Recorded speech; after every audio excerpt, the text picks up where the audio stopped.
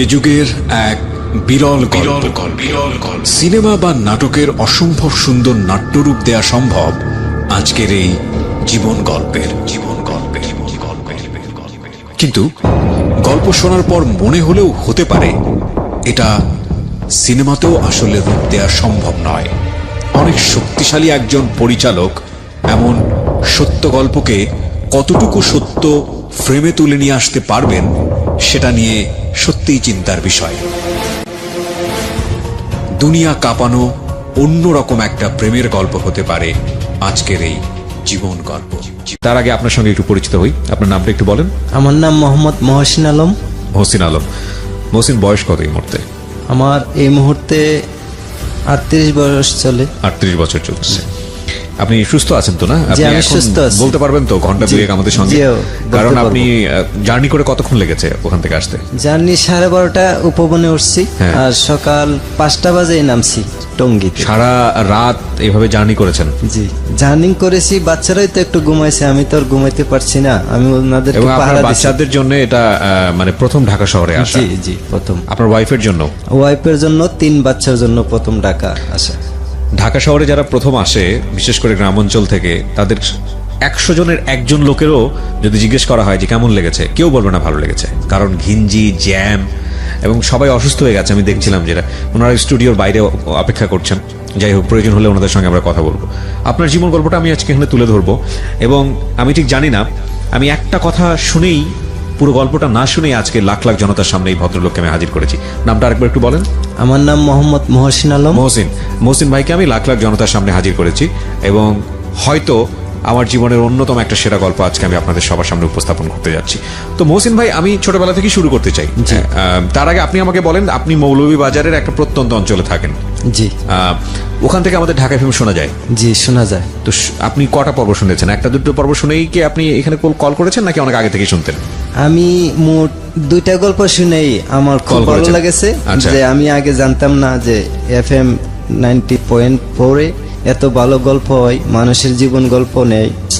এই ধরনের প্রোগ্রাম আপনি আগে কখনো শোনেন? জি না, শুনিনি। আপনি হয়তো জানেন না যে আমি কিবরিয়া, আমি অন্য একটা স্টেশনে ছিলাম। আমি প্রায় 6 বছরের অধিক সময় এই ধরনের একটা প্রোগ্রাম করছি এবং আমার খুব ভালো লেগেছে। আমি এটাই বলেছিলাম যে স্টেশনে জয়েন করবার আগে, যে আগে শুধু ঢাকার মানুষ শুনতে পেত, তারপরে চিটাগং কিংবা কক্সবাজার, এখন সারা বাংলাদেশের মানুষ শুনতে পাবে। আমি 1 মাসের অনুষ্ঠান করতে না করতেই সেটার ফলাফল পাওয়া শুরু করেছি, আলহামদুলিল্লাহ। আমি খুবই অনার ফিল করছি, মাত্র 2টো পর্ব শোনার পরে আপনি নিজের জীবন গল্প বলার জন্য এখানে ফোন দিয়েছেন এবং পুরো সস্ত্রীক, পুরো পরিবার সহ আপনি ঢাকা শহরে কষ্ট করে আমার জন্য এখানে এসেছেন, আমাদের লিসনারদের জন্য এখানে এসেছেন। শুরু করি ভাই, আপনি ছোটবেলা থেকে যেখান থেকে মনে পড়ে বলুন। আমার ছোটবেলা থেকে আমি লেখাপড়ার পাশাপাশি খেলাধুলাতে আমার খুব মনোযোগী ছিল। জি। আমার বাবা কৃষি কাজ করতেন। আমার বাবার একটা গরু বিক্রি করে আমার বাবার মুখ থেকে শুনছিলাম যে 7ই মার্চের ভাষণ শোনার জন্য ঢাকা আসছেন আমার বাবা। আচ্ছা।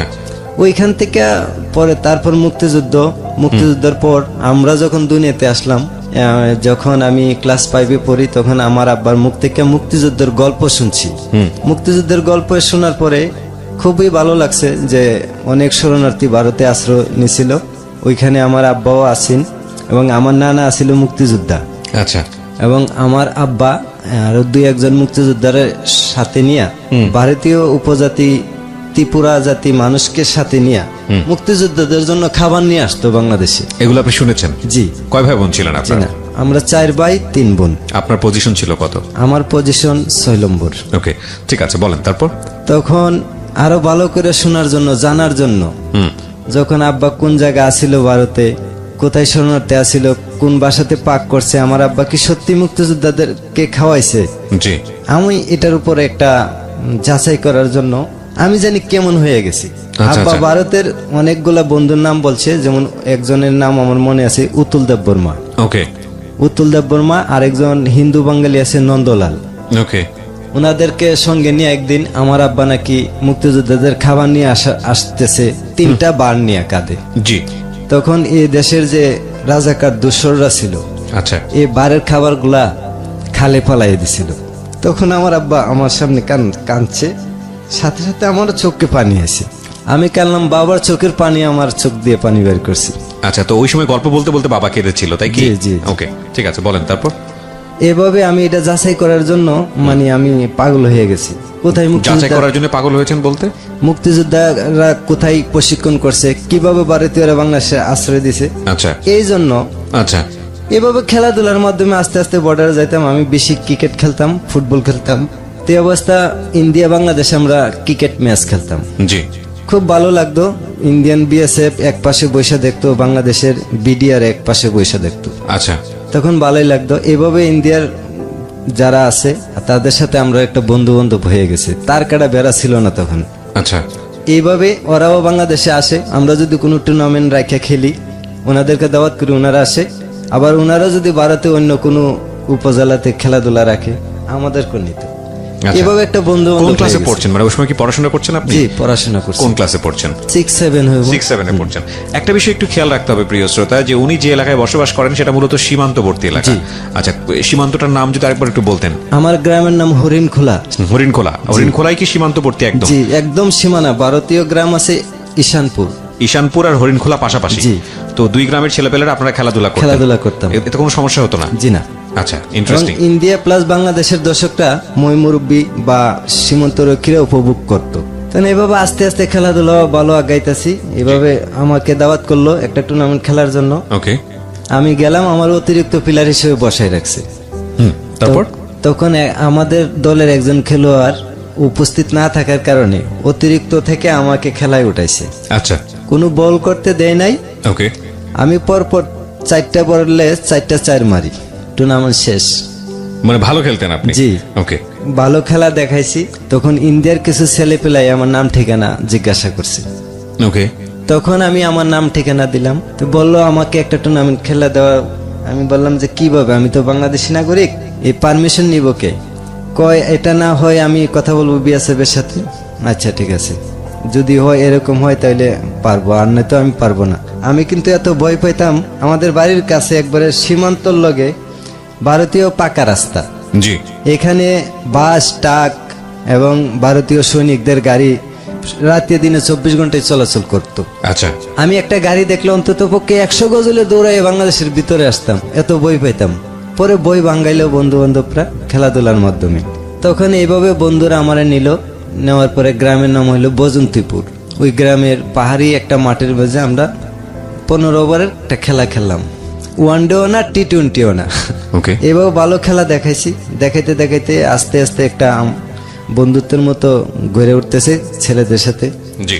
তখন একদিন আমার খাবারের নিমন্ত্রণ জানাইলো, স্মরণ করে একদিন নিমন্ত্রণ রাখলাম। আমিও খাইলাম, তাদেরকেও আমার বাড়িতে আইনা খাওয়াইলাম। আচ্ছা। তখনকার তার কাটা বেড়া ছিল না, যে কোনো সময় যাওয়া আসা করা যেত। তখন আমি একদিন আস্তে আস্তে তার সাথে পরিচয় হওয়ার পরে আমি জিজ্ঞাসা করলাম যে উত্তুল দেব বর্মার বাড়ি কোথায়? ও আমার বাবার বন্ধু। আচ্ছা। তখন বললো যে উত্তুল দেব বর্মার বাড়ি হচ্ছে আটকুমুরা গ্রাম। একটা বাইসাইকেলের পিছনে বসে আমার নিয়ে গেছে। তখন দৌড়াই একজন মুরব্বী মহিলা বেরিয়ে আপনি ওনার সঙ্গে দেখা করতে গেলেন কেন? ওই যে অতুল দেব বর্মার সঙ্গে আমার বাবার মুখ থেকে শুনছি, আমার বাবার সঙ্গে হ্যাঁ। কাঁধে ভার দিয়া মুক্তিযোদ্ধাকে খাওয়াইছে।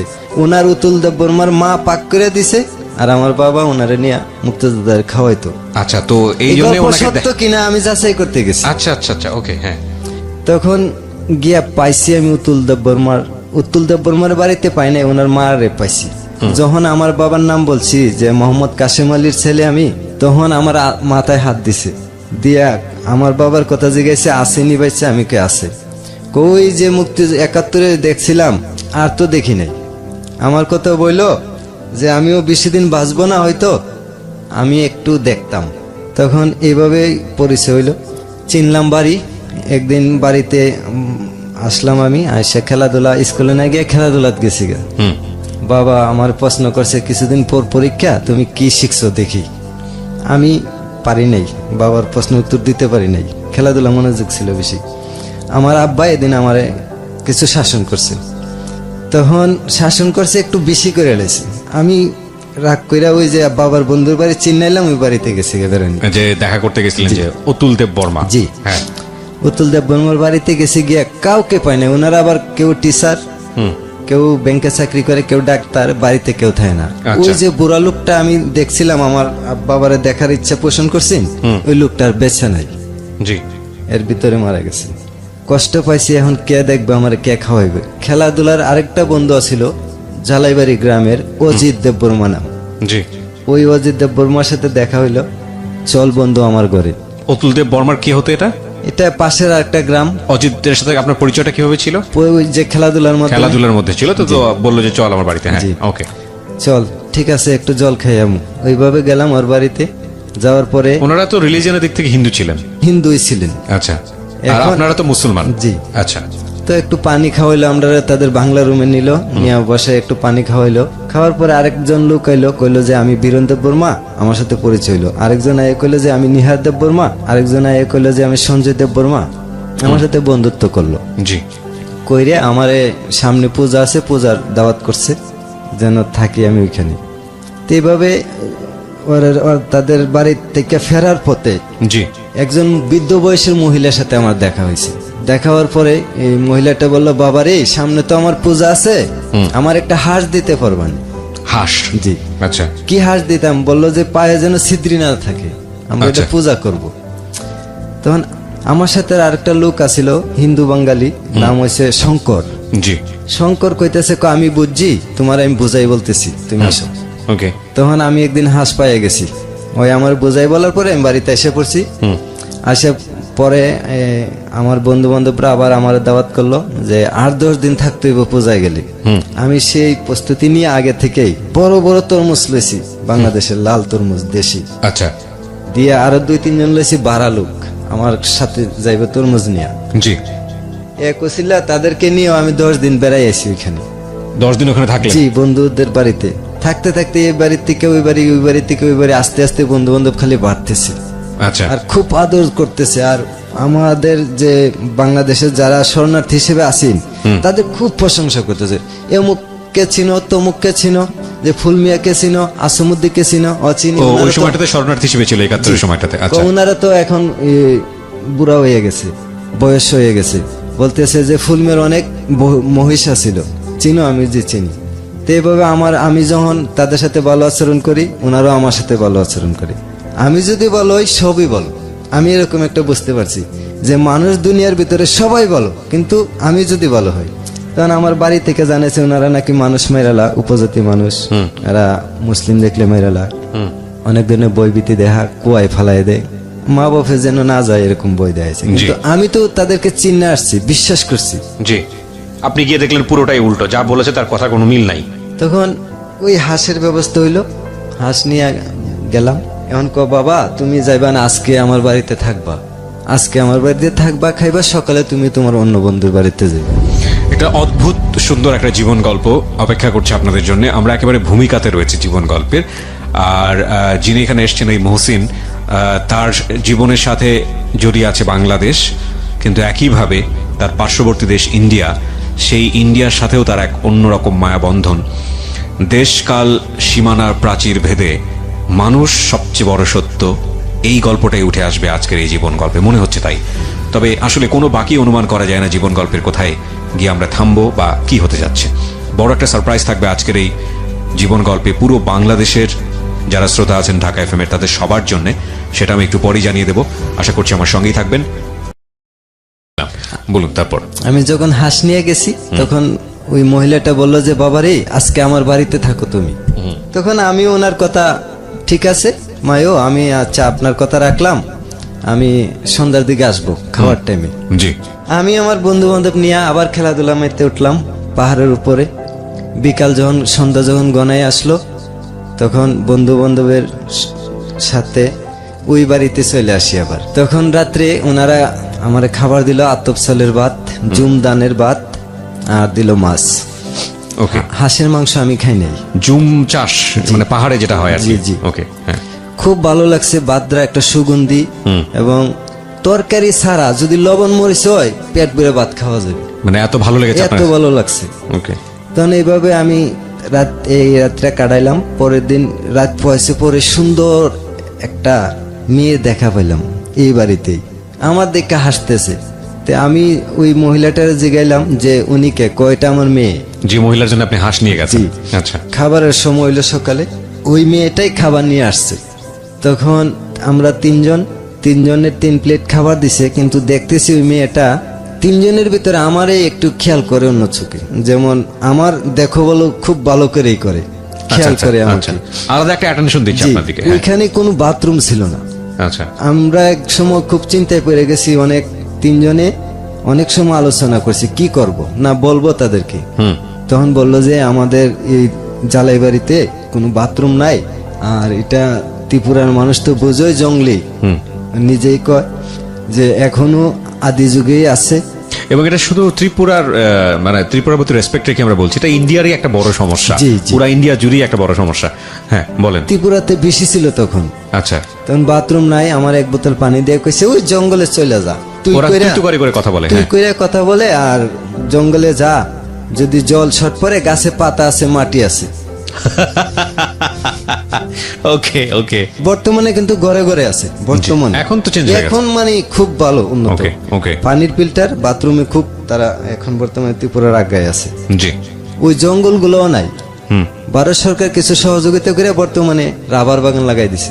আচ্ছা এইভাবে পরিচয় হইলো, মানে মেয়েটা আমারে একটা গামছা পাঁচরা দিল, যে আমি জিন্সের প্যান্ট পরে গেছিলাম, যে তুমি এটা খুইলা পাঁচরা একটা বেজাইবা, একটা পুকুর আছে, আমি তো কুয়াতে জল তুলে দিতে হয়, ভাবলাম এই টানাটানির চেয়ে ছোট্ট একটা পুকুর আছে, এটাতে গোসল দিব আজকে, যেমন আচ্ছা। হোক পানি।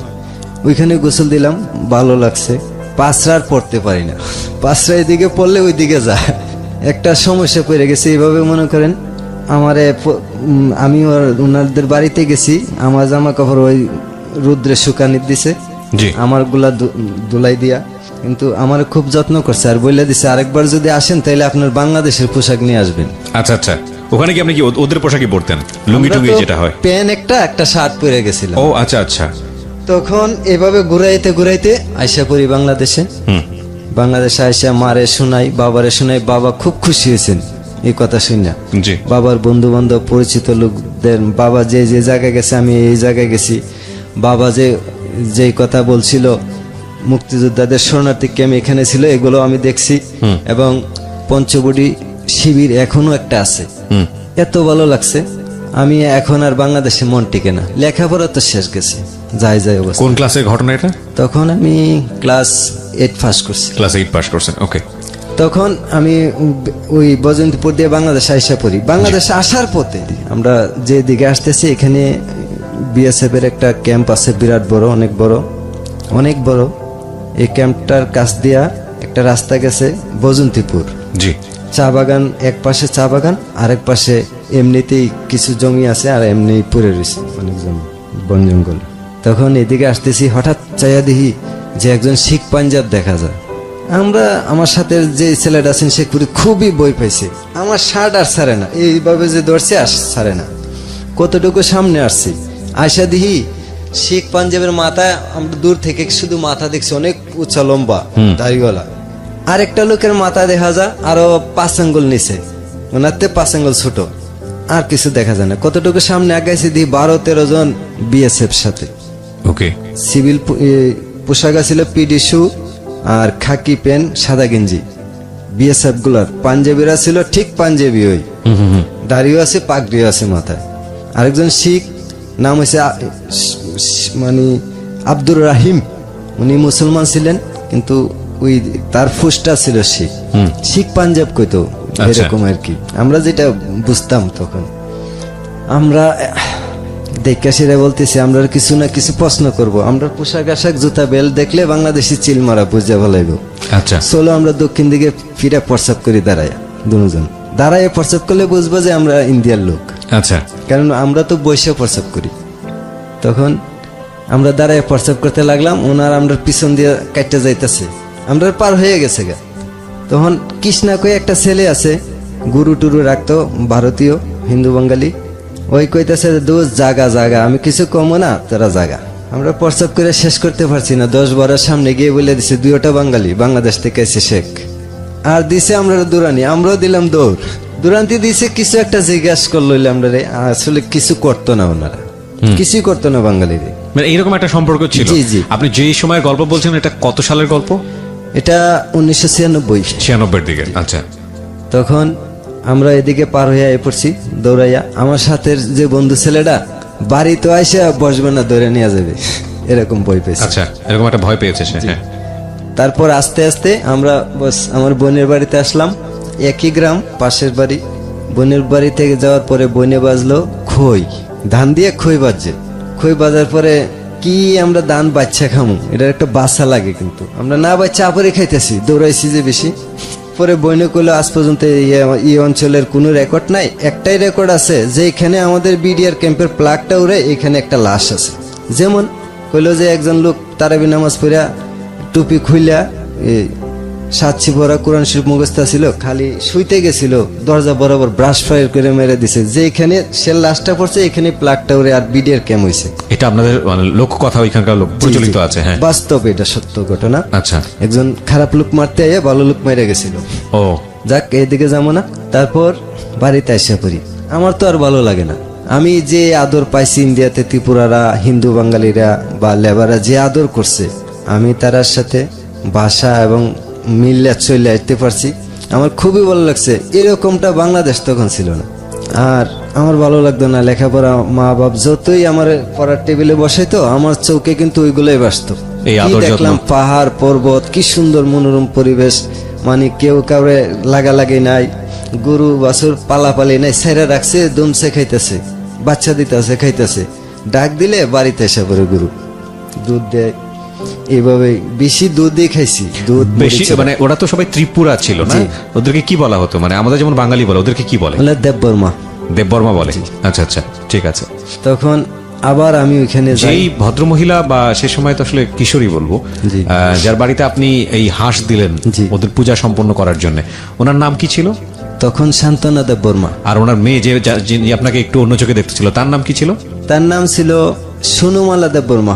সোনুমালা দেব বর্মা। ওকে, অদ্ভুত একটা স্টোরির দিকে আগাচ্ছি আমরা, একটু মনোযোগ দিয়ে শুনবেন, কারণ আমরা ব্যাকগ্রাউন্ডে আছি। দুইটা এনভায়রনমেন্ট আলাদা, দুইটা কালচার আলাদা, এবং সম্পর্কটা কোন দিকে যাচ্ছে উই ডোন্ট নো, বাট কিছু একটা ঘটবে যেটা আনথিঙ্কেবল। বলুন তারপর। তখন আমি আবার পড়ার টেবিলে মন বসে না, আমি আবার কাপড় চাপড় গোছাইতেছি, যে এবার ভালো করে বলছিল যে কাপড় নেওয়ার মানে জন্য। বিএসএফ এর ভয় থাকার পরেও আপনি যেভাবেই হোক না কেন কাপড় চোপড় নিয়ে আবার যাবেন আস্তে ওখানে। আস্তে বিএসএফ এর বইটা আমার কাইটা উঠতেছে, আর আমি ভালো করে আমার কাপড় লইছি, আমার বড় ভাইয়ের কাপড় লইছি, ব্যাগটা টাস করে বাঁধছি, বাইন্দা ওই আবার রওনা দিলাম ওইদিকে একা। যাইতে যাইতে যাইতে যাইতে কিছুক্ষণ ভিতরে গেলাম, একটা ডিপ কল আছে ভারতের, 16-17টা মুখ দিয়ে একবারে পানি আসে, এখান থেকে পানি খাইলাম, মিষ্টি পানি। পানি খাওয়ার পরে সুমন কই একজন হিন্দু বাঙালি আছে, সে আমার ব্যাগটারে আম গাছের টিলায় নিয়ে তুলে দিয়ে আসে। তখন আমি টিলাটা, বাকিটা পাহাড়, একটু মরুভূমির মতো, ঘরবাড়ি নাই। একসময় ছিল ওইখানকার উগ্রবাদীরা আগুন জ্বালায় পুড়ে দিছে, কিভাবে একটা দাঙ্গা হয়ে পুড়ে গেছে আমার সঠিক খেয়াল নাই। আমি এইদিকে হাঁটতে হাঁটতে যাইতে যাইতে একটা পাহাড়ের ভিতরে দেখি একটা এরকম লতা, এভাবে পেঁচাইতে পেঁচাইতে একটা কুরসা গাছ, একটা পিছলাই গাছ, মানে কয়েকটা পাহাড়িয়া গাছকে পেঁচাই রাখছে আর কি। মনে মনে কই যে এই লতাটা তো খুব সুন্দর, আমি যাইতে নিয়ে যাবো, লতাটা নিয়ে যাবো, এরকম লতা বাংলাদেশে নাই। যখন ধরতে গেছি, পট করে চাইদি লতার নিচে একটা মুখ দেখা যায়, একটা জিব্বা বের হয়েছে, এবং লতার কালারের সাথে একদম এক কালার। জি, এটার কালারটা ছিল বেতলত, জালি বেতের মতো সাদা। জি, আমি এরকম দেখি না, আমার কান্নাঙ্গুলের মতো চিকন। আমি একটা অনুমান করছি 6 পেজ 3 গাছ নিয়া, মানে এটা কি সাপ আসলে, তাই জি, তো? 6 পেজ যদি 6 হাত করে হয়, 318 হাত লম্বা। ওরে বাবা, আমার জীবনে এরকম সাপ দেখি নাই। তখন আমি তো বেত মনে করে ধরে লেছিলাম, কিন্তু আমি যদি মাথার জিপটা না দেখতাম নিচে এরকম করে, নিচে এই পাগড়ির ভিতর দিয়ে নিচে এরকম করে, মাথার নিচে ছিল। জি। ওকে, দেখার পরে আমি আস্তে করে সরে গেছি গে, আমি পড়ছি ইন্নাহু ইয়াকিদুনা কাইদা ওয়া কিদু কাইদ, সালামুন আলা নুহিল ফিল আলামিন, সালামুন আলা নুহিল ফিল আলামিন। বই পাইয়া আমি কিছু দুই একটা দোয়া জানতাম, আমার দাদা মক্তব দিয়ে গেছে, আমাদের দাদা দান করে গেছে, এটা বাড়ির একবারে বাড়ির পাশে, যার কারণে এগুলো একটু জানতাম। আচ্ছা, তখন এই বইটা পাইয়া পাইয়া আমি গেছি, আমার উঠছে জ্বর, যাইতে যাইতে জ্বর উঠছে।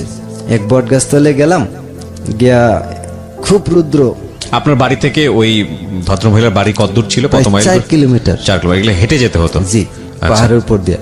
বট গাছ তলে বসলাম, খুব পানি জানে চাইছিল আমার বয়ের ছুটে, জ্বরও আসা পড়ছে শরীরে, কিন্তু পানি না। বট গাছের তলে 15 মিনিট বহার পরে পানির কাজ হয়ে গেছে বট গাছের ছায়া, এত মিষ্টি ছায়া বট গাছের, বড় বট গাছের। যাক, একটু ঠান্ডা হওয়ার পরে হাঁটতে হাঁটতে যাইতেছি, একটা টিলা নামতেছি, পাহাড়। এগুলো থেকে আশেপাশে কোনো লোকজন নাই না? জি না। মানে টিলা- কতটা সুন্দর হতে পারে মৌলভীবাজার চা অঞ্চলে যারা বেড়াতে গেছেন বা এইসব পাহাড় দেখেছেন ওইসব ত্রিপুরা অঞ্চলের, তারা বুঝবেন যে আসলে ও যেটা বর্ণনা দিচ্ছে সেটা আসলে প্রকৃতি মানে নিজের হাতে সাজিয়েছে এরকম সুন্দর। আমার একবার যাওয়ার সুযোগ হয়েছিল, যে কারণে আমি ওকে মানে বুঝতে পারছি আসলে ও যেটা বলতে চাচ্ছে।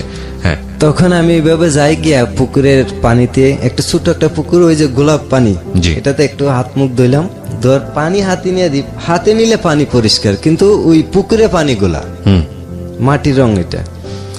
তখন এইভাবে যাই, আস্তে আস্তে যাই, উপরে উঠতেছি, ওটার পাহাড়ের উঠতেছি, জালাই বাড়ি, যে মহিলাটা আমার একটু ভালো পেত তার বাড়ির উদ্দেশ্য করে। এমনিতেই তার ভাবি একজন আছে, টিএসআর এর মেজর উত্তম দেববর্মারের বউ। তো উনি আমার কইতাছে, ওই শান্তনা শান্তনা কয়ে ডাকতেছে, মেয়েটার নাম তো শান্তনা ছিল, শান্তনা কি জানি একটা কয়েকবার বাসা দিয়ে কইছে যে ওই ছেলে ডাইছে। হে দৌড়াইয়া বেরোইছে, বাড়িয়ে দেখছে ওর পরনে মনে হয় কোনো খারাপ অবস্থা ছিল, পারিবারিক কাজ করতেছে আর কি। সে মাথাটা একটু বের করে জানলা দিয়ে, দক্ষিণের জানলা দিয়ে মাথাটা বের করে আমার দেখলো, দেখে আমার হাত দিয়ে ডাক দিছে, আইসা পড়ো, সমস্যা নেই। আমি ঘরে গেছি, গিয়া মারে পাইছি, ওই যে মাটির ঘর তো লেপা দিতেছে। মা কেমন আছেন? বালা। বালা বাবা, তুমি ওইলে কেমন আছে? আমিও ভালো আছি। ও মা বলে বলতেন না? মা ডাকতাম, আচ্ছা। যেহেতু মা সন্তানের মতো আদর করতো, আমার আগলাই রাখতো। আচ্ছা, ওনারা ফ্যামিলি মেম্বার কয়জন ছিল ওনাদের? ওনারা ছিল 6 ভাই 3 বোন। বাবা? বাবা একজন। না, কিন্তু বাবা বেঁচে ছিল কিনা সেটা জিজ্ঞেস হ্যাঁ, করছি। বেঁচে বাবা তো ছিল, একজনই থাকবে। বেঁচে ছিল। ওকে, সো বাবা বেঁচে ছিল, 6 ভাই 3 বোন, 9 জন, 10 জন, 11 জন মেম্বার। জি। এই 11 জন কি সবাই কৃষিকাজের উপর নির্ভর? না, সবাই বাড়িতে না। তাহলে বাকি সবাই মেম্বাররা কোথায় ছিল? আমি বাড়িতে গিয়ে পাইছিলাম তখন এক ভাই সিমনা নানির বাড়িতে থাকে। আচ্ছা। নানির কোনো ছেলে নাই, মেয়ে আছে। এবং ওরা আর্থিকভাবে সচ্ছল ছিল ওই সময়? যে সচ্ছল ছিল। তারপরেও এত মেম্বার থাকার পরেও আপনি যখন যেতেন, মেহমান তার সন্তানের মতো দেখতো? জি। বুঝুন, যাদের সম্পর্কে আমরা এরকম ধারণা পোষণ করি ওরা আসলে কতটা অতিথি পরায়ণ। যাই হোক, তারপর ওই ঘরের পুরুষ লোকটার নাম ছিল হরে কৃষ্ণ দেববর্মা। আচ্ছা, ওনার 116 বিঘা জমি ছিল। ওরে বাবা। ওকে, তাহলে আর কি লাগে?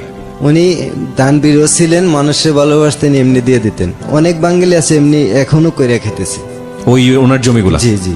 আচ্ছা, উনি এখন নাই, বর্তমানে নাই, চলে গেছেন। আমাকে যখন ডাকলো তখন আমি গেলাম, মা কেমন আছেন?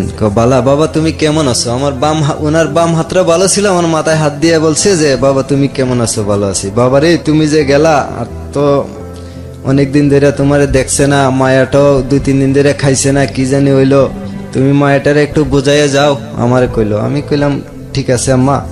মা ডাকতাম, মা ঠিক আছে, ওনারাও মা ডাকতো। আমরা বাড়িতে আমার মাকে আম্মা ডাকি। জি।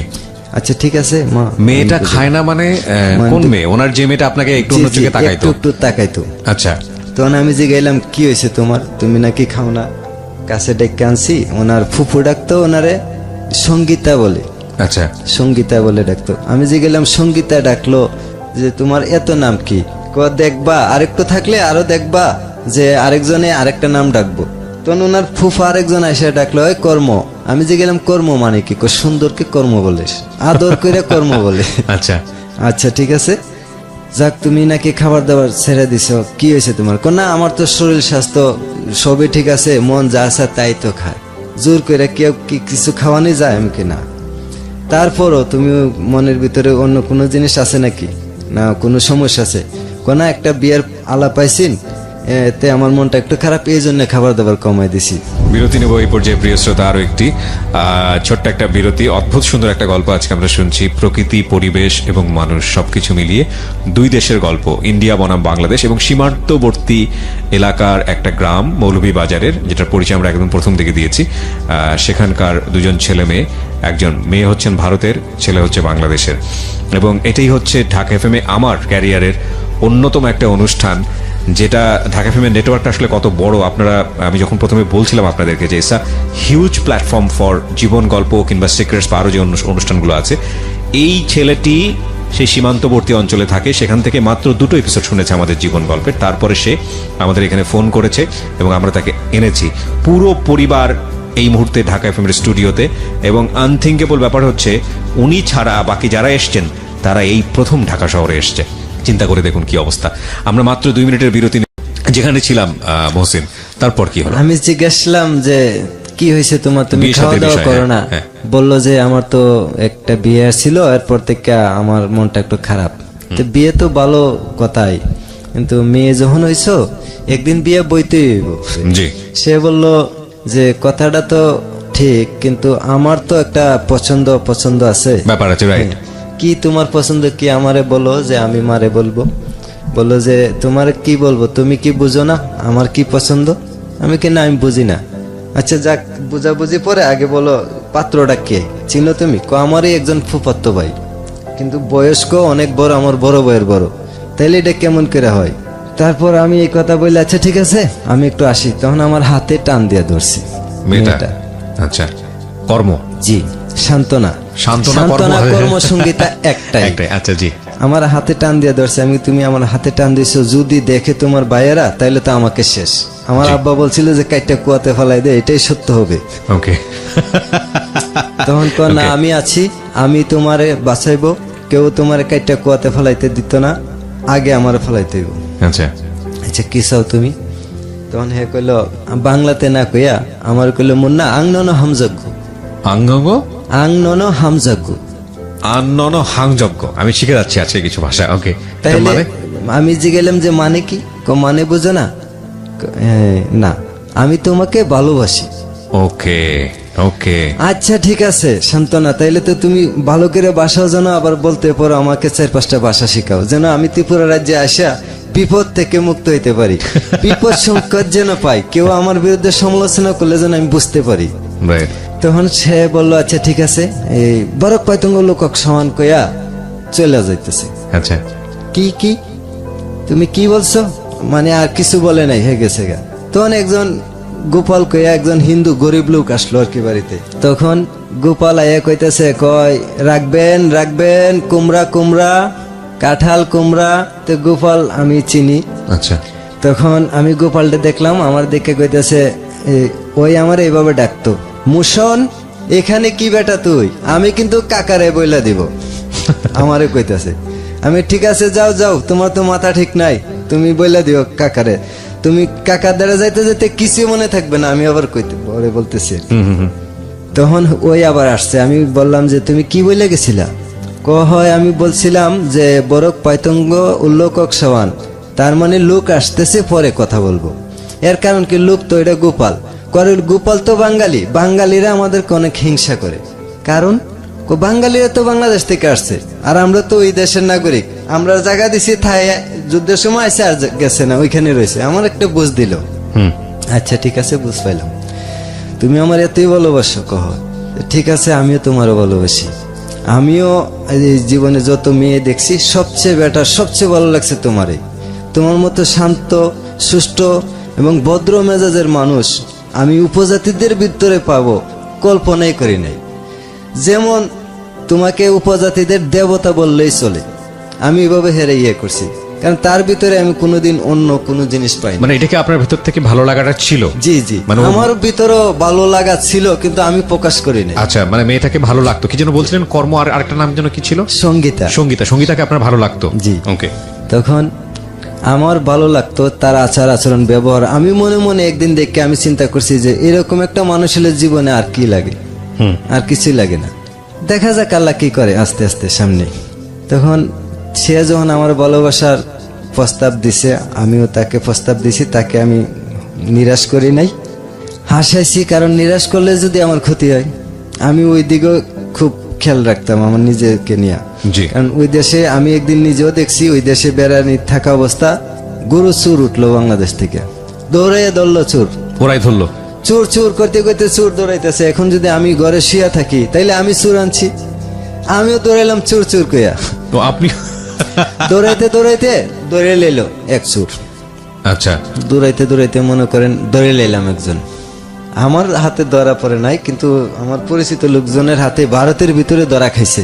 আমরা প্রথমে গরুর পায়ের ছাপ দেখে দৌড়াইলাম পিছনে, পরে ঠিক গরু পাইয়ে গেছি। আগে গরু পাইছি, 2টা গরু আবার গাবি ওইখানে রাস্তায় বাচ্চা দিছে, যার কারণে 2টা নিয়ে আগাইতে পারছে না, একটু সমস্যা ছিল চোরা। নাই তো মানে কি ওই ত্রিপুরের যারা ছিল ওরা গরু ছেড়ে দিয়ে রাখতো, আর এখানে আমরা বাঙালিরা গিয়ে ওগুলো চুরি করতাম। জি, কোন কোন কোন গরু আছে, এই ঘর আছে মনে হয় বড় বড় গাছ দিয়া ফাঁকা ফাঁকা কইরা কইরা গাইরে রাখছে, এটা একটা ঘর। ও, এরকম আছিল আর কি। যেমন চুরি চুরি চুরি করলে করাটা খুব সহজ ছিল, চুরের জন্য কষ্ট না হয় চুরি করতে, এরকম ভাবে ওরা গরু পালতো। মানে কি, মানে চোরের কষ্ট না হোক। ওনারা তো ঘর বাড়ি বানাইতো না গরুর জন্য, গরু সারা থাকতো, ফসল আবাদ করতো কম, জুমের সময় খালি একটু বেড়া টেরা দিয়া। আচ্ছা, ওই পাহাড়ে যেটা হয় আর কি। আচ্ছা আচ্ছা, পাহাড়ে তো গাছের অভাব নাই, গরু ইচ্ছা মতে খাইতো। ওকে। তখন দৌড়াইলো, দৌড়াইয়া ধরলো, ধরার পরে ওই যে এক চুর লুকাইয়া গেছে গাছে গাবি বাচ্চা সহ চুরি করে আজকে নিয়ে যাইব। গরু যখন কষ্ট করে আনছি এত পথ, বাকি পথ নিয়ে যাবো, এরকম একটা মনোভাব ধরছিল আর কি। লুকাই আছে। তখন উপজাতিরা এরা খুব চালাক, তারা দেশীয় অস্ত্র তীর ধনুক লইয়া বের দিছে একটা জঙ্গল।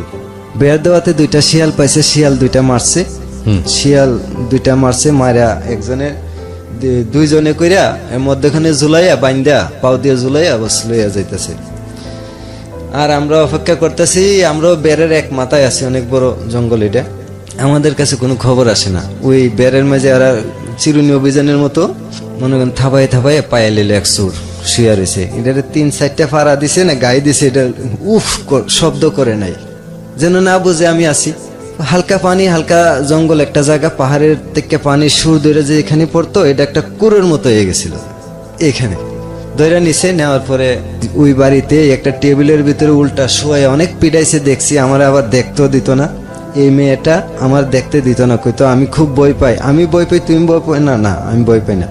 লোকটার মুখে দিয়ে দাড়ি দেখা যায়, আমার একটু মায়া লাগতেছে আর কি। চুর হইলো মানুষ তো, সে তার তো একটা বিচারের মাধ্যমে নেওয়া উচিত, কেন ও চুরি করে বা কিভাবে আসে ভারতে। একটা যাচাই বাছাই না করলে তো চুর সারা জীবনই করতে থাকবো। জি।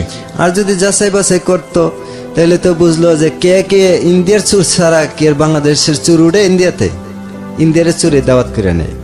তখন এইভাবে এটা মনে করেন কিছু জিগাইব, এরকম লোক আসার আগে ওই অজ্ঞান পিডাইয়া আর দেখলাম না মরছে না বাচ্চা আছে না কোন জায়গায় নিয়ে ফেলাইছে। পরে ওই মেয়েটার কাছ থেকে শুনলাম যে তাদের গ্রামে একটা কুয়া আছে, প্রায় 10-15 জন এ পর্যন্ত ইন্ডিয়া বাংলাদেশের চুর এটাতে ফালানো হয়েছে। ওহো, বিনা বিচারে। ওইখানে আমি দেখতাম ভারতীয় কোনো পুলিশ আগে যাইতো না, কিছু কিছু আসাম রেপেল যাইতো 100 ভারী অস্ত্র শস্ত্র লইয়া। বাংলাদেশের পার্বত্য অঞ্চলে যেভাবে সেনাবাহিনীরা চলাচল করে এইভাবে, পুলিশ না যাওয়ার কারণে ওই দেশ আইন মনে করেন দেশের যে রাষ্ট্রীয় আইন কায়েম ছিল না। রাইট, ছিল কিন্তু কায়েম ছিল না। ওনারা ওনাদের আইন, সামাজিক আইন মানে নিজে যেটা প্রয়োজন মনে করেন নিজেরা। এভাবে মনে করেন তারে আমি খুব বিশ্বাস করতাম। সে দিয়ে আমার মানে সরল পথগুলা, ভালো পথগুলা, খারাপ পথগুলা সবকিছু আমার শিখাই দিতেছে। তারে আমি আস্তে আস্তে আরো বেশি বিশ্বাস করতে লাগলাম। তারা কিন্তু ঘরে ঘরে মদ বানায়, জি, লাঙ্গি বানায়, বন্ধু বান্ধবরা পাগল করে লেতেছে, এক ডোসিলে খাইতে। আপনার ফ্রেন্ডরা? হ্যাঁ, ওরা সবাই জানতো যে আপনি ওখানে যান। হ্যাঁ, ওই হরে কৃষ্ণ দেব বর্মা একদিন, ওনার ছোট ছেলে অমিত দেব বর্মা, জি, আমরা একসাথে দুজন ক্রিকেট খেলছি, উড়ানে দুইজনে সিক্সার খেলছি। খেলে ঘরে আইলাম, আওয়ার পরে কইতাছে বাবারে আমার এক বোতল মাল আইনা দাও। আমি কইলাম কার ঘরে বিক্রি করে, কই রাখে, আমি তো এগুলা কিছুই জানি না, কত টাকা নিব এগুলা টাকাও আমি চিনি না, ইন্ডিয়ান টাকা এমনি চিনি, মানে কিভাবে কি করতে হইব। ওই বাসায় গিয়ে আমি কি বাংলায় কমু না কয়েকবারকে কইতে হইব, আমি কিছু বুঝি না। আমি কইলাম আচ্ছা ঠিক আছে অমিত, এদিকে আসো। অমিত, তোমার বাবা মাল খাইতে চায়। কয় তো আয়না রাখছে, মা আয়না রাখছে। আমার কইতেছে মা আয়না রাখছে, কই রাখছে? কই জানলার ভিতরে রাখছে। আনো, আনছে। আনার পরে ভাঙলো, বাজার থেকে আপনার চানাচুর আর কি কি বুট, ছানা বুট এগুলো আনছে। সিগারেট আনছে, ইন্ডিয়ান প্লাগ সিগারেট আনছে। আনার পরে প্রথমটা ভাঙ্গিয়া একটা কাপের ভিতরে কইরা আমার অল্প একটু দিয়া রেখে দিছে। বাবা খাও আমার। আমি কই বাবা এগুলো আমরা খাই না, এগুলো যদি আমরা খাই আমরা সমস্ত শরীর নাপাক হয়ে যাবে। নাপাক কি? আমি কি নাপাক? পাপ হবে এটা খাইলে। পাপ বুঝেন? কব বুঝে পাপ। কইরা হাসতে হাসতে কইতে পাপ হবে, পাপ। আমরা তো কোনো পাপ না। আমি কি আপনারা পাপও নাই পুণ্য নাই? যদি পাপ থাকতো তাইলে পাপ করতেন না, যদি পুণ্য থাকতো তাইলেও পাপ করতেন না, পুণ্যের চিন্তা করতেন। পরে না এটা খা, আমি কই না এটা আমি খাইতো না। এখন হে আর খায় না। অমিত কইল কি ব্যাপার, আমারে হে কইতাছে একটা কাজ করো, তুমি খাও আর নয়তো পিছন দিয়ে ফেলাই দিয়া খাইছি। আচ্ছা ঠিক আছে, বুদ্ধিটা ঠিক আছে। আমি একটু লইয়া পিছন দিয়ে ফেলাই দিয়া কইলাম নেন খাইছি। তখন ঠাস করে আমার একটা কানের ভিতরে দলাই পাবে, আমি বুড়া হয়েছি, আমার চক্ষুটা তো বুড়া হয়েছে না।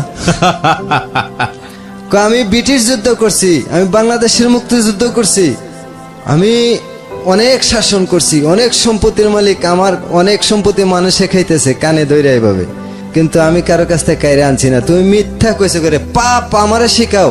কয় আমি থানা চাকরি করছি, আমার এখনো চাকরি আছে, আমি করি না, তুমি আমারে পাপ পুণ্য শিখাও। আমারে কইতেছে আমাদের ভিতরে পাপ পুণ্য আছে। ওকে, ভেরি গুড। আমাদেরও ধর্ম আছে, আমরাও পাপ পুণ্য বুঝি, কিন্তু এটা আমাদের কালচার। এটা আমার ছেলে টিএসআর এর মেজর বাড়িতে আসবো, আসলে তো আমি এই মাল দিব, আমার ছেলে আনবো মাল বিদেশি আইনে আমারে দিব, আমি খামো। আমাদের কালচার, আমার বিয়ে শাদী জন্ম মৃত্যু এগুলো ছাড়া হয় না।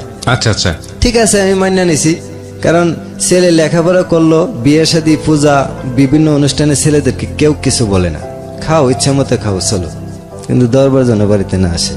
এভাবে ওই মহিলাটা, ওই মেয়েটা এক চোখ করে তাকায় রইল, আমি নি খাই।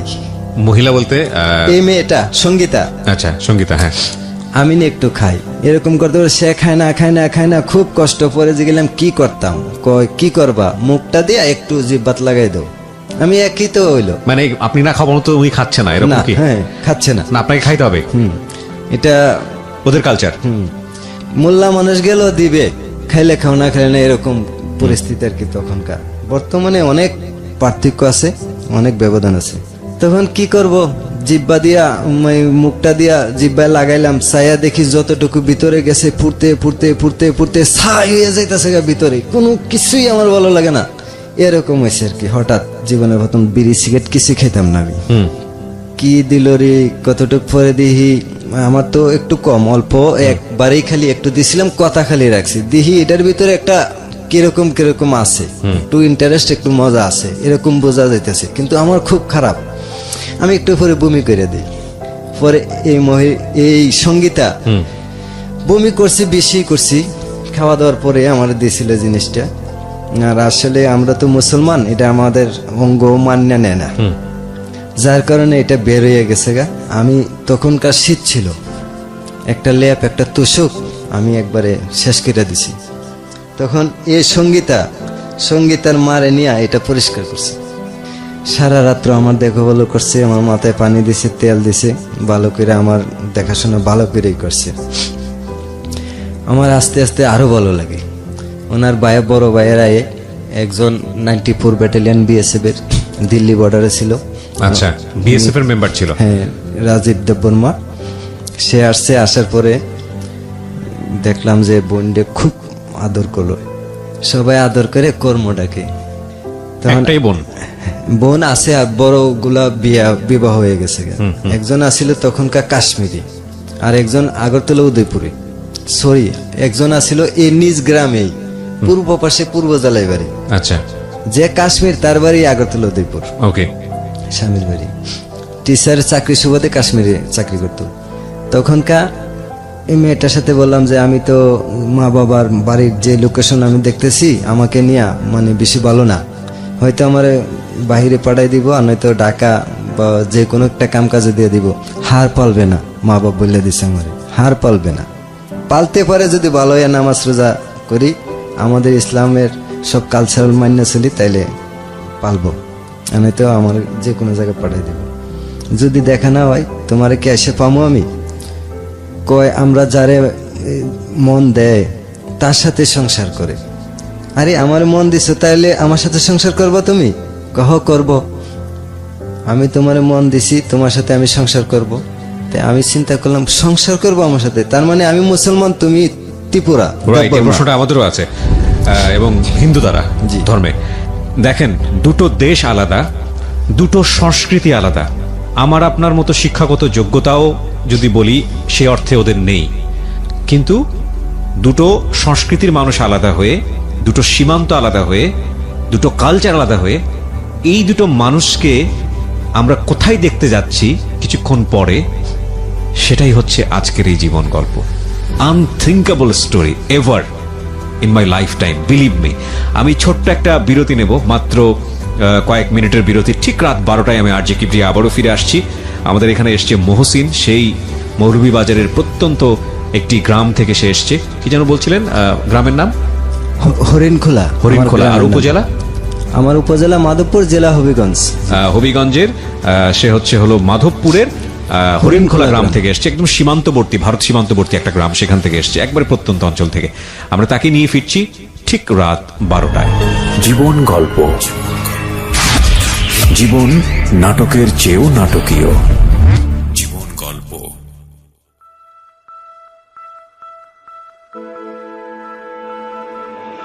লাভ, হেট, challenge, motivation, lies, truth, impossible, virtue, morality, something beyond entertainment. Welcome to my stage of reality. Stay tuned.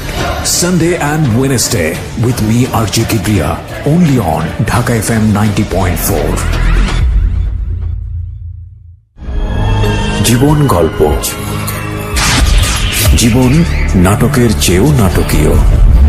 জীবন গল্প। স্বাগত আরো একবার প্রিয় শ্রোতা, শুনছেন ঢাকা FM 90.4-এ। আমি আরজে কিবরিয়া রয়েছে আপনার সঙ্গে, এবং আজকে এখানে জীবন গল্প বলার জন্য একজন অতিথি এসছেন। আমরা কথা না বাড়িয়ে তার কাছে আবারও ফিরতে চাই। তিনি হচ্ছেন মহসিন। আর আরেকটি বিষয় যেটা হচ্ছে, মহসিন এবং মহসিনের পুরো পরিবার কিন্তু আমাদের স্টুডিওতে আছে। আমরা প্রয়োজনে তার পরিবারের সঙ্গে কথা বলবো। এবং মহসিনকে আপনারা যদি দেখতে চান, চলে আসবেন আমার ফেসবুক পেজে। ফেসবুকের ঠিকানা www.facebook.com/kibriya.rj, KEBRIA.RJ, পেজটি আরজে কিবরিয়া নামে আছে। প্লিজ লাইক দিয়ে অ্যাক্টিভ থাকবেন, এবং একই সাথে আপনারা ঢাকা FM এর পেজটিতেও আসতে পারেন। জি, যেখানটায় আমরা ছিলাম। তো তোমার সাথে আমি সংসার করব, রাইট? আরে কিভাবে করা যায়? আমি তো মুসলমান, তুমি তো উপজাতি, দেববর্মা এবং হিন্দু ধর্ম পালন করো। আমি বলছিলাম যে এটা কি, কয়টা দেবতা, যে দেবতার রুমে কি আমারে তুমি রাখবা? আমি তো আমার যখন নামাজ পড়ার সময় আমি যদি একটা কোনো কিছু, মানে আমার একটু ভয় ভয় লাগে, আমি জীবনে এগুলো দেখি নাই। তখন সে বলল যে আচ্ছা ঠিক আছে, মানে এটা কোনো সমস্যা নাই। যেমন তোমার মসজিদ দেখলে আমি সালাম করি, তা আমার মন্দির দেখলে মুসলমানরা সালাম করে। ভারতে আগরতলা দেখছি এরকম বলতেছে, আগরতলা অনেক মুসলমান আছে। আমি ওনাকে প্রশ্ন করলাম মেয়েটাকে যে তুমি আমার সাথে সংসার কিভাবে পাতবা? আমি তো মুসলমান, আমার দেশ একটা বাংলাদেশ, তোমার দেশ ইন্ডিয়া আরেকটা দেশ। আমার মা বাপ যদি মান্য না নেয়, যদিও বিয়ে আমার কাছে বসো বা আমি করি বা আমার সাথে সংসার করো, তাহলে তুমি ইন্ডিয়া আমি বাংলাদেশে, এখানে একটা আইনের ফারাক আছে। আমরা যেভাবে অবৈধভাবে সীমান্ত ফাঁড়ি দিয়ে আসা যাওয়া করি, এটা কারো চোখে অন্যায় না, কিন্তু আইনের চোখে এটা অন্যায়। আইনের চোখে অন্যায়। ৭১-এর মুক্তিযুদ্ধের পরে যেভাবে এই দেশের শরণার্থীরা আসা যাওয়া করতো, ঠিক ২০০৪ পর্যন্ত আমরা এইভাবে আসা যাওয়া করছি। খুব ভালো লাগছে, খুবই একটা মিলমিশা ছিল আমরা পার্শ্ববর্তী ইন্ডিয়ার সাথে। রাইট, প্রেক্ষাপট অনেকখানি চেঞ্জ হয়ে গেছে, সেটা আমরাও জানি। তারপরে কি বললো মেয়েটা, কি বললো? তখন মেয়েটা বলল আচ্ছা ঠিক আছে, আমি বলছি যে সংসার করা যায়, কোনো ব্যাপার না, দুইজনে ঘর থেকে বের হইলেই সংসার পাতা যায়, কিন্তু কিছু প্রস্তুতি দরকার। আর আমারও বয়স কম, আর ২০ বছর পূর্ণ হয়ে যাক, আর তোমারও 18 বছর পূর্ণ হয়ে যাক। কারণ ২০ বছর আগে বাংলাদেশের কোডে বিয়ে করাবে না। আমরা যদি গোপনে কোনো কাজের কাছে যাই, টাকা খাইয়ে হয়তো বিয়ে করবে, কিন্তু সে রেজিস্টার করবে না। আমার মাথায় এরকম একটা খেলা খেলতো। চিন্তা করতে করতে সে বলল যে তাইলে কি করা যায়, যদি আমার বিয়ে দিয়ে দে, যদি তোমার বিয়ে দিয়ে দে তখন বোঝা যাবে, আর যদি আমাকে পাইতেছে তাহলে আরো 1 বছর অপেক্ষা করতে হবে। এটা আপনি বললেন? জি। ওকে। তো এইভাবে 1 বছরের অপেক্ষার ভিতরে যদি আল্লাহ তোমারে দেখায় দেখতে পারবা, আর যদি না দেখায় দেখতে পারতে না, আমি তোমার বাড়িতে আসতে পারবো না, ওইখানেও কিছু শত্রু জন্মাই গেছে। এইভাবে তাইলে তোমার সাথে আমার কিভাবে দেখা হবে? আমি যারা পিউন বানাইছি হ্যাঁ তোমার ভাইয়ের কাছে বইলা দিছে, ভাই তোমার পিড়াইছে, এখন তো আমার মাইরে ফেলাই দিব, আমার মা বাবার কথাই সত্যি হয়ে যাবে। কি করা যায়? কয়েক কাজ করো, আমি ভাদুর মাস আইলে মায়া বন্যা দিব, তখন তুমি আমার দেখতে পারবো। মায়া বন্যা মানে? মায়া বন্যা মানে ক্ষেত রুয়া দিব, ধানের আচ্ছা। চারা রোপণ করবো। ওকে ওকে। কোথায় করবা? কই যে সিধাই তোমাদের বাড়ির এই বরাবর যে একটা টাওয়ার আছে বিএসএফ ফারাদে, টাওয়ারের পূর্ব পাশে একটা সরার বাঁধ আছে, বাঁধের কাছে আমাদের অনেক জমি আছে, আমার গুলোও লাগামু। মায়া বন্যা দেওয়ার পরে এই ধানের বীজ চারা রোপণ করার পরে তাইলে পার্শ্ববর্তী জমি তো আমি দিব বদলা বা টাকা নিব। ইন্ডিয়াতে মেয়ের এই কাজ করে ছেলেরা করতো না তখন। আচ্ছা, ওই সময়টাতে ও কাজ করতো? জি। ওকে। আমার আব্বা জিজ্ঞেস আমারে যে আমার ছেলে কই, আম্মা কইছে কার খেতে জানি বদলা দিতে গেছে, মানে আমি আরেকজনের কাজ করে দেবো, সে আমার কাজটা করে দিবে। জি। এইভাবে ওইখানে গেলাম, যাওয়ার পরে সুদন কাকারে কইলাম যে কাকা আমারে কত টাকা দিবেন? 30 টাকা করে দেবো। আমি 30 টাকা দিবেন? আমাদের বাংলাদেশে 20 টাকা, আপনি 30 টাকা দিবেন? আমরা আগে শুরু করলাম রুয়া। আমি একটা ছেলে নিয়েছি বাংলাদেশ থেকে, শেখ ফরিদ, ওই শেখ ফরিদ রে নিলাম। জি। একজন গার্ড না থাকলে বা সঙ্গী না থাকলে ভালো লাগে না। নিলাম, নেওয়ার পরে আমরা সুন্দর করে আওলা লাগাই, মানে দূর ছাড়া, সুতা ছাড়া, লাইন ছাড়া, যে যেমনি পড়ো লাগাই যাও। লাগাইতেছি, হঠাৎ করে দুই পাল বাংলা ভাষার চিঠির একটা কথা বলি আমি। একদিন আমার একটা চিঠির উত্তর দিছিল যে আমি জিজ্ঞাসিলাম তুমি কেমন আছো, পরীক্ষা তোমার কেমন হয়েছে, কি আসো বিষয়। সে প্রতি উত্তরে আমারে বলছিল যে মুন্না, পত্রের প্রথমে আমার প্রাণ জ্বালা ভালোবাসার প্রীতি ও শুভেচ্ছা নিও। আশা করি আল্লাহর কৃপায় ভালো আছো, আমিও ভগবানের কৃপায় একবার ভালো বলতে পারি। আর পরীক্ষার কথা জানতে চেয়েছিলে, স্যারে যদি আমার প্রেমের গল্প লিখতে দিত তাইলে সবচেয়ে বেশি নাম্বার পেতাম। মানে এক একটা চিঠি যদি আমি 100 বার পড়ি আমার তৃপ্তি মজদ না। Beautiful, awesome story, awesome story. Okay. তখন আমি বইলা দিলাম যে আর তো আমার দেখা পাইবা না, আমি তো আর 10 দিন 12 দিন রুয়া, তারপর শেষ। তারপর তুমি তোমার দেশে, আমি আমার দেশে, কি করা যায়? তুমি কি আমাকে সত্যিই চাও? তুমি আমার বিয়ে করবা? করবো। আমরা যারে প্রেম করি তারে বিয়ে করি। ঠিক আছে, তখন আমার সাথে যে প্রেম করছে বিয়ে করবা? করুম। আমি তো মুসলমান, তুমি যে ত্রিপুরা, তা কি হয়েছে? আমি তোরে বিয়ে করব, তুমি যে মুসলমান হইতেইব। তখন সে বলল হ্যাঁ ঠিক আছে, আমি মুসলমান হইব। তুমি মুসলমান হইলে তোমার মা বাবা যদি জানে তোমার কি জবাব, তোমারে কি করব? তুমি মুসলমান হইবা, আমার বিয়ে করবা, আমি তোমার কইলে যাবো তোমার দেশে। তখন আমি মনে মনে চিন্তা করলাম তুমিও কাজ জানো, আমিও জানি, যদি তোমার আমি বিয়ে করি কিন্তু ঠেকবো না। বয়স কম হইতে পারে কিন্তু ঠেকবো না, মা বাপ মান্যা না নিলেও ঠেকবো না। দুইজনে মিলে জমিতে কাজ করব। হ্যাঁ, দুইজনে মিলে কাজ করব। ঠিক আছে, রাজি আছো? হ্যাঁ রাজি আছি। আমারে বলতেছে মুন্না তুই ঘরে বসে বসে থাকবি, আমি তোরে কাজ করে খাওয়াইবো, আমি তোর মা বাবারে খাওয়াইবো কাজ করে, তুই শুধু বসে বসে দেখবি। ওরে বাবা! তখন আমি ওকে জিগাইলাম যে তুমি আমার কতটুকু ভালোবাসো? তখন একটা গান গাইয়া শুনেলো আমারে যে ভালোবাসা যত বড় জীবন তত বড় নয়, তোমায় নিয়ে 1000 বছর বাঁচতে বড় ইচ্ছে হয়। খুব মধুর কণ্ঠ, খুব তখনকার খুব কম ভালো আছিল, তখনকার যুগে গানটাও খুব মানানসই ছিল। আমি গানও জানি, মনে মনে বলতেছি সবই তো সে জানে, জ্ঞানটা একটু কম। আমি যতটুকু চিন্তা করছি আইন সম্বন্ধে, দেশ সম্বন্ধে, জাত ধর্ম বর্ণ, সে কিছুই চিন্তা করে না। সে শুধু চিন্তা করছে আমার কিভাবে পাইতো, আমার কাছে সে বিয়া বসতো প্লাস সংসার করতো। এটাই লাইফ, এটাই লাভ। আমরা একটা ছোট্ট তখনকার সে আমার কথাতে আমি তাকে যেভাবে যুক্তি দিছি যে তুমি জাত ছাড়তে হইব, দেশ ছাড়তে হইব, মা ছাড়তে হইব, বাবা ছাড়তে হইব, তো ভালোবাসার টানে সবকিছু ছাইরা আমার কাছে যাইতে হইব নতুন আরেকটা জীবনে গিয়া। তুমি এখন যেভাবে জংলার সারা হরিণ, যখন তুমি খাঁচায় আটকাইয়া যাইবা তখন তুমি বুঝতে পারবা দুনিয়া কিভাবে চলে। তখন সে কইতেছে আমি সবকিছু মান্যা নিব, আমার বুঝাইতেছে তার বাসা দিয়ে, সে বাংলা জানতো না, যে আসলে আর নির্গুণে দেশ থাক না, আমি তোর দেশেই যাব। ঠিক আছে, তে কবে? আজকে, এখনই। আমি কি না এখন না, একটা প্রস্তুতি নাও। তখন ঠিক আছে কালকে কালকেই দেখা করব। আচ্ছা ঠিক আছে, আজকে আমরা দুজন, সন্ধ্যা হইলো, বৃষ্টিও শেষ হইলো, ওরা আর কাজে আইলো না, ওরা ওরার পথে গেছে, আমরা আমার পথে আই পড়ছি, যার যার বাড়ি গেছে। পরের দিন কইছে যে বাদে দেখা করতাম, বাদে গেলাম। যাওয়ার পরে আমি ওই আসে নাই, আমি মনে মনে বলছি আরে জংলার পশু কে আর পালা মানে, পোষ মানে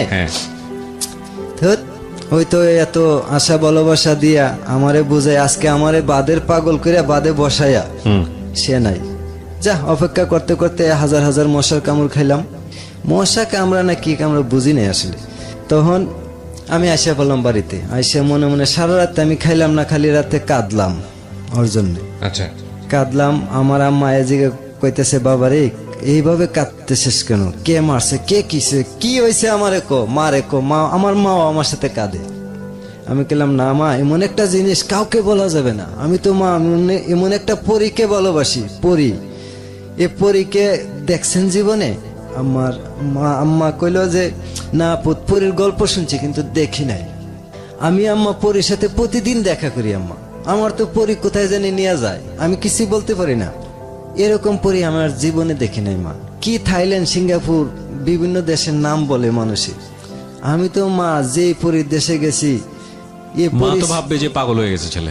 তখন আমারে প্রাথমিক একজন মমিন মুন্সি আছেন, একটা তাবিজ দিছে, কিছু পানি পরে খাওয়াইছে, আব্বা আইতুল করছি, সুরা পইরা, অনেক কিছু পইরা, হ্যাঁ আমার ফুটো দিছে। কিন্তু আমি তো কইতেছি না ঠিক মা, আমি একজন ফরিককে ভালোবাসি, পরীর সাথে আমার প্রেম, পরী আমার অনেক জায়গা নিয়ে যায়, কিন্তু একদিন আম্মা আপনাকে দেখাবো। তো যা দেখাইছে, আমি কই ওই আমার রূপ ভালো। মা যখন কইছে দেখাইস, ঠিক আছে। আমি রাইতে আর ঘুমাইনি, আজান দিছে ফজরের। আমার একজন শিক্ষক আছেন আমার পাশের, আমার বেডে থাকতো, সে আমার নামাজে নিছে, নামাজ পড়তাম, আমি উজু করে নামাজ পড়ছি, আমি দাঁড়াই রয়েছি, সে সেজদা দিতেছে, উঠতেছে, রুকুত যাইতেছে, আমার তো খেয়াল নাই। হঠাৎ করে সাইদে সে বলতেছে আসসালামু আলাইকুম ইয়া রাহমাতুল্লাহ।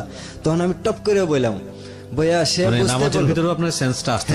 সে বুঝতে বললো যে আমি তো আসলে নামাজ পড়ি নাই, আমি তো জাস্ট দাঁড়াই রয়েছি। সে আরেকজন আকামত দিছে, দুইজন নামাজ পড়তেছে, আমি দাঁড়াই রয়েছি ফজরের নামাজ। তখন আমার তো ফোন দিয়ে আটতেছি, কালকে কথা দিয়ে কথা রাখলো না, আজকে কি আমি বাড়িতে যাবো গা? না বললাম যে তোমার মতো মানুষ আমার দরকার নাই, বা তোমার কি সমস্যা হয়েছিল আগে বুঝে বললে দিতাম, যে তুমি যদি আমার না চাওতে দাও, আমি আর আমার জীবন নিয়ে খেলামেলা করবো না। আমি এই ধরনের একটা চিন্তা ভাবনা করতেছি, তারপর মন মানে না। সকালবেলায় গেলাম, গিয়ে বড় এক গাছের উপর উঠলাম বাংলাদেশে, ওইটা কিছুই দেখা যায় না, সকালবেলা পাহাড়ের উপরে কিছু দেখা যায় না। তারপর দেখলাম হঠাৎ করে এই সকালবেলা ফজরের আজানের সকাল হয়ে গেছে 10টা বাংলার, ইন্ডিয়ার 9:30। তখন দেখলাম যে একটা লোক আইতেছে, ওই রকম ওই মেয়েটার মতোই লাগে, 2-3টা মেয়ে আইতেছে, 3জন আসছিল এদিন, একজন নাম জানি না, একজন কবিতা দেববর্মা, আর একজন সেই। আমিও রাস্তা আগাইতে থাকলাম, যখন দেখা হয়েছে তখন সামনাসামনি ইন্ডিয়ার ভিতরে ঢুকলাম, ডিপ কলের পানি চতুর্দিকে বেরোয়, 15-16টা মুখ দিয়ে আমি পানি মারলাম চোখে মুখে, পানি খাইলাম, খুব আনন্দ লাগতেছে আমার কাছে। দেখার পরে আমার কইতেছে যে আমার শরীর খারাপ নাকি? না আমার শরীর তো বলো, কেন চেহারায় তো বলে দিতেছে তোমার খুব অসুখ, তুমি খুব অসুস্থ, তুমি সারা রাত কি করছিলা? আমি ওই গাছটাতে বসে আছিলাম। কেন তুমি যে বলছিলে আমার বাদে দেখা করার কথা, তুমি আমার সাথে এদিন একটা হিসাব নিকাশ করবা, কিন্তু তুমি তো বাদে আসো নাই, আমি তো হাজার হাজার মশার কামড় খাইছি, আমার তো আর ঘুম হয় না এরপর থেকে, ঠিক আমি ঘুমাইতে পারছি না। আমিও ঘুমাইতে পারছি না। তখন কবিতা বলতেছে যে আমি ওরে এইভাবে আনছি, মা বলতেছে যে ভাত খেয়ে নে, সে ভাত খাইছে না, কইছে ভাত খাইয়া 1 গ্লাস গরম দুধ আছে, দুধরা খেয়ে নিস। তখন সে নাকি ভাত না খেয়ে খালি দুধরা খেয়ে আইয়ে পড়ছে, সে যে আসতে পারছে না, বাধা পড়ছে ওই দিন। তখন আমি কইছি আর বাধা পড়বে না, শেষ পড়া, আমি আমার হিসাব নিকাশ আমারটা আমি কইসা ফেলছি, তুমি তোমারটা কইসা ফেলো, কি করা যাবে? আর কিন্তু যাওয়া যাবে না বাড়িতে আজকে, কি করা যায় চিন্তা করো। কইভাবে আমি তো কানের 1 জোড়া দুল আছেন, একটা গলার চেইন আছেন, অন্তত পক্ষে 3-4 হাজার টাকা বিক্রি করতে পারবো, তোমার তো একটু বল ভরসা আমার দরকার আছে দেওয়ার, আর তুমি চাইছিলে সহযোগিতাটা আমি করব। আমি তো এগুলো আনছি না, আমি এগুলা চাই না, কিছুই চাই না, কোনো সহযোগিতা লাগবে না। আজকে তুমি একটা ডিসিশন দাও, তুমি আমার সাথে যাইবা না তুমি তোমার পথে যাইবা, বাড়িতে যাইবা ফেরত। তখন সে আমার তো একই প্রশ্ন, তুমি আমারে লইয়া যাইবা না আমারে ফলাইয়া যাইবা? যদি আমারে ফলাইয়া যাও মাইরা ফলাইয়া যাও, আর যদি নিয়ে যাও সঙ্গে করে লইয়া যাও। সুন্দর, ঠিক কথা। কবিতারে বোঝাও, বুঝাইছি। কবিতা গিয়া বাড়িতে বলবে না তো? না বলবে না, আমি ঠিক বইলা দিবে। তোমার বান্ধবী তোমার সাথে কাজ করে, যখন তুমি ওরে ফলাই আয়ে পড়বা, তোমার কথা ওই বইলা দিবে না বাড়িতে? সেইগুলা খেলে না মাথায়। তখন ঠিক আছে ওই বাদে যাও, আমারে বলতেছে ওই বাদে যাও, আগে যাও তুমি। মানে বাদরা ইন্ডিয়ার অনেকটা ভিতরে, আম গাছে পাহাড়ের নিচে একটা সমতল জায়গার ভিতরে, পানির একটা সরার মধ্যে একটা বাঁধ, ওইখানে গিয়ে বসে রইলাম। আসরে আজান দিছে, তখন সে আমার কাছে গেছে একা, বান্ধবীরা দেখছি ওই রাস্তা যাইতেছে। সে গিয়া আমার কাছে বইল, বইয়া একটা গাছের ঠাল ভাঙছে, ভাঙিয়া মাটিতে আঁকাকি করতেছে আর বলতেছে যে আমি এদিকে আসছি, আমারে তো অনেকে দেখে ফেলছে, কি করা যায়? এখন যদি পশ্চিম দিকে যাই, পরের দিন তোমার বাড়ি